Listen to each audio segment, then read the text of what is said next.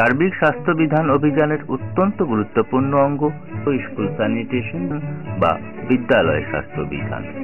এতে যেমন প্রাথমিক বিদ্যালয়ের শৌচাগার, প্রস্রাবাগার, জলের ব্যবস্থা করা এবং তার ব্যবহার বিধিতে ছাত্রছাত্রীদের অভ্যস্ত করে তোলা ও সচেতন করা সম্ভব হচ্ছে, তেমনি ছাত্রছাত্রীদের মাধ্যমে বিস্তীর্ণ সামাজিক ক্ষেত্রে সহজে স্বাস্থ্যবিধানের গুরুত্ব পৌঁছে দেওয়াও সম্ভব হচ্ছে।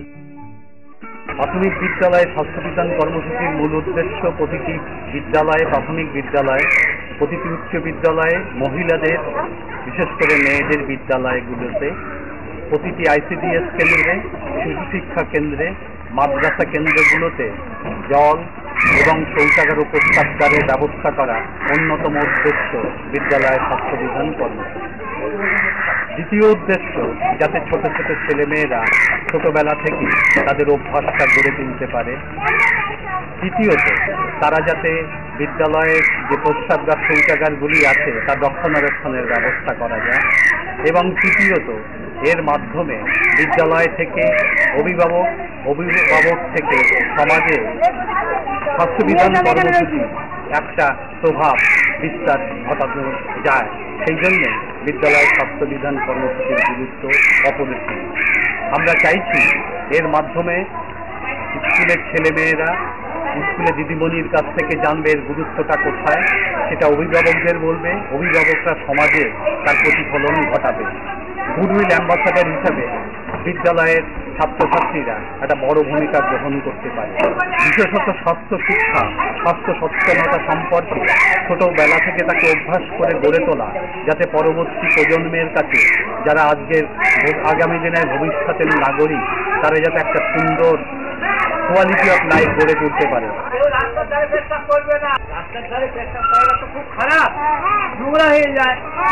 হ্যাঁ, অনেক আমাদের রোগ ব্যাধি আসতে পারে, পরিবেশ দূষণ হয়ে যাবে, তোমরা অনেক রকম রোগে আক্রান্ত হতে পারো। তার জন্যে আমাদের বাথরুম আছে ওধারে বা এধারে, তোমরা বাথরুমে যাবে, পেশাব করবে। বোঝা গেল? কেউ যেন কোনোদিন রাস্তার ধারে বা রাস্তার উপরে দাঁড়িয়ে যেন পেশাব করবে না। বোঝা গেল? হ্যাঁ। শৌচের পরে সাবান দিয়ে খাওয়াই, হাত পরিষ্কার করবে। হাত পরিষ্কার না করলে আমাদের হাতে যে নোংরা থাকে, নোংরাগুলো কিন্তু আমাদের খাবারের সঙ্গে পেটের ভিতরে যায়। পেটের ভিতরে যখন নোংরাগুলো পৌঁছে যায় তখন কিন্তু আমাদের পেটটা খারাপ করার সম্ভাবনা থাকে, অনেক সময় করেই থাকে।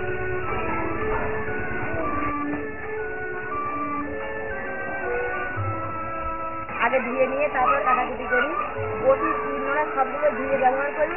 রান্না করার পরে প্রত্যেকটা খাবে ঢেকে রেখে দেয়।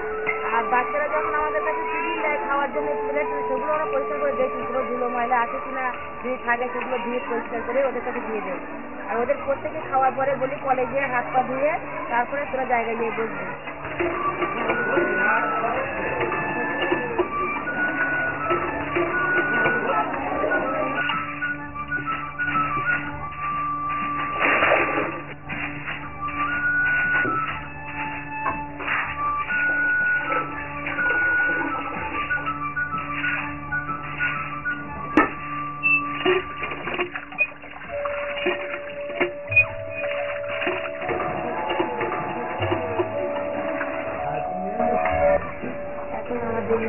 আগে আমাদের স্কুলে বাথরুম ছিল না, এখন আমাদের স্কুলে বাথরুম হয়েছে, তাই এখন আমাদের কোনো অসুবিধা হয়নি। আমরা স্বাস্থ্য অভিযান সম্বন্ধে বাচ্চাদেরকে সচেতন করতে, বাড়ির মায়েদেরকে সচেতন করতে চেষ্টা করছি।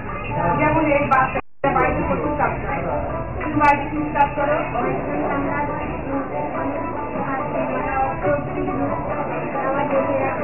রান্না হয়ে গেলেও আমরা দেখে রাখি।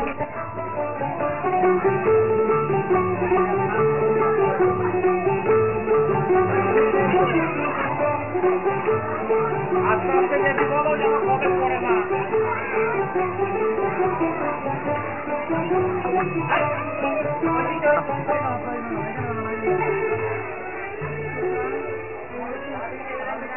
Thank you.